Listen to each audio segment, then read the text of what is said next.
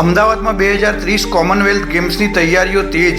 Commonwealth સ્પોર્ટ્સના ઉચ્ચ સ્તરીય ટીમે અમદાવાદ અને ગાંધીનગરમાં સ્થળ નિરીક્ષણ કર્યું.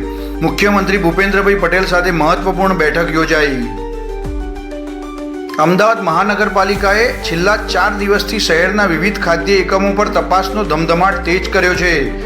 પનીરના એકમો પર એએમસીના દરોડા. 240 કિલો જેટલો શંકાસ્પદ પનીરનો જથ્થો જપ્ત. ચૂંટણીઓને કારણે ગુજરાત યુનિવર્સિટીએ પરીક્ષાની તારીખો બદલી. 1.5 લાખ જેટલા વિદ્યાર્થીઓ પર અસર પડશે. 16 એપ્રિલથી શરૂ થતી પરીક્ષાઓ હવે 1 મેથી, 24ની પરીક્ષાઓ હવે 12મી મેથી અને 5મી મેની પરીક્ષાઓ હવે 21મી મેથી શરૂ થશે. ગુજરાતમાં આગામી ચૂંટણીઓના ધમધમાટ વચ્ચે આઈપીએસ અધિકારી મનોજ નીનમાએ પોતાના પદ પરથી સ્વૈચ્છિક રાજીનામું આપ્યું. જિલ્લા પંચાયતની ચૂંટણી લડવાના સંકેત. શામળાજીના વતની આઈપીએસ હવે ભાજપના કેસરિયા ધારણ કરશે.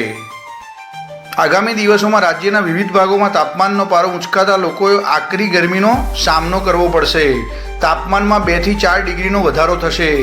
માછીમારોને દરિયો ન ખેડવા સૂચના અપાઈ.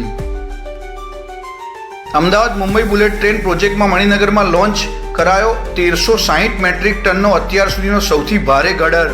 લોન્ચિંગ પ્રક્રિયામાં કુલ 3.30 મિનિટનો સમય લાગ્યો. આવા કુલ 5 ગતિશીલ ગડર લોન્ચ થશે. એક્ટર અલ્લુ અર્જુને તેના 44મા જન્મદિવસે ફેન્સને શાનદાર ગિફ્ટ આપતા રાકાનો લુક રિવીલ કર્યો. એક્ટરનો અત્યાર સુધીનો સૌથી ખતરનાક લુક દેખાયો. પહેલીવાર અલ્લુ અર્જુન અને દીપિકા પાદુકોણની જોડી જોવા મળશે.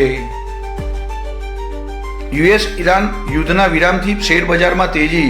સેન્સેક્સ અને નિફ્ટીમાં ઉછાળો. ઓટો, રિયાલિટી અને બેન્કિંગ શેરોમાં સૌથી વધુ ખરીદી.